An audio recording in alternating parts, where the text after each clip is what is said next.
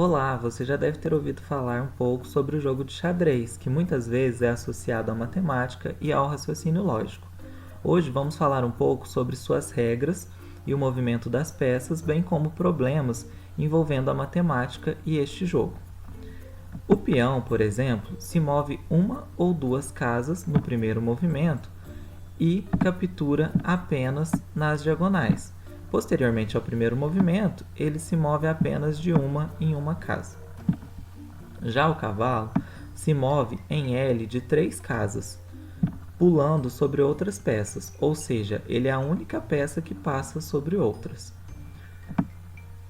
Já o bispo se move apenas na diagonal, quantas casas ele quiser e puder. A torre pode se mover tanto na vertical quanto na horizontal, quantas casas quiser ou puder. Considerando o movimento do rei, vou centralizá-lo no tabuleiro. Ele pode se movimentar apenas uma casa em qualquer direção, seja na vertical, na horizontal ou ainda nas diagonais. Já a rainha, também chamada de dama, pode se movimentar quantas casas quiser e da mesma forma que o rei, tanto na vertical quanto na diagonal e também nas horizontais. Agora que já sabemos o movimento de cada peça, podemos pensar no objetivo do jogo, que é o checkmate ao rei adversário. Suponhamos que este peão se mova 2 casas no primeiro lance, e que as peças pretas também façam esse movimento. Posteriormente, o bispo se move até aqui, e as peças pretas utilizam o cavalo. No próximo lance, a dama ou rainha pode se movimentar para esta casa, e suponhamos que as pretas coloquem este cavalo aqui, ameaçando atacar a dama adversária. A dama pode capturar este peão, ocasionando checkmate, porque o rei adversário não pode capturá-la, já que está sendo atacado pelo bispo, que também movimenta na diagonal, e o rei não pode se mover para frente, visto que a dama continua o atacando na horizontal. Este é um breve exemplo do checkmate pastor, que é um dos checkmates do xadrez. Agora que já conhecemos um pouco mais sobre o jogo, podemos discutir o problema das 8 damas, que consiste em colocar 8 rainhas ou damas no tabuleiro, de forma que elas não se encontrem nem na horizontal, nem na vertical, nem na diagonal, que são os movimentos da própria peça.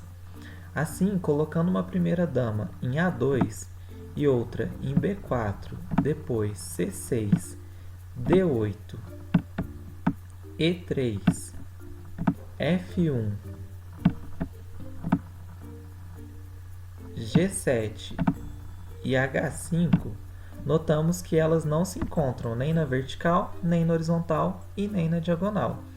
E assim podemos discutir tanto aspectos relacionados ao plano cartesiano, que são as coordenadas neste caso, quanto aspectos relacionados à análise combinatória, rotação, reflexão e translação, dentre outros conteúdos matemáticos.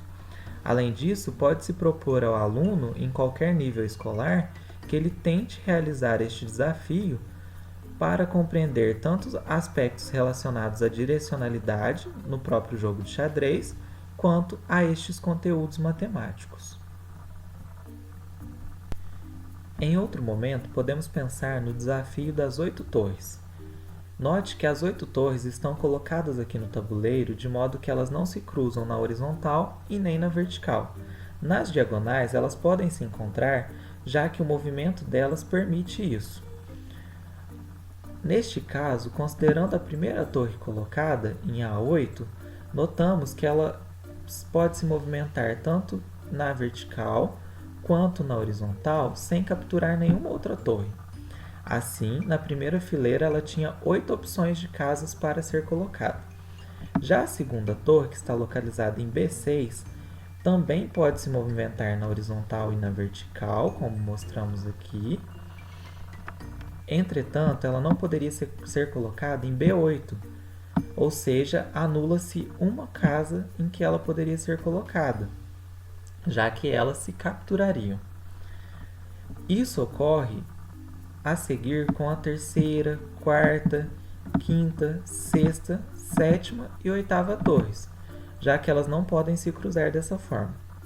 Ou seja, aqui conseguimos realizar uma discussão sobre análise combinatória, pois a primeira torre tem 8 possibilidades de casa para ser colocada, e isso vai diminuindo de 1 em 1, ou seja, a segunda torre tem apenas 7 casas, a terceira 6, 5, 4, 3, 2 e apenas uma casa para a última torre.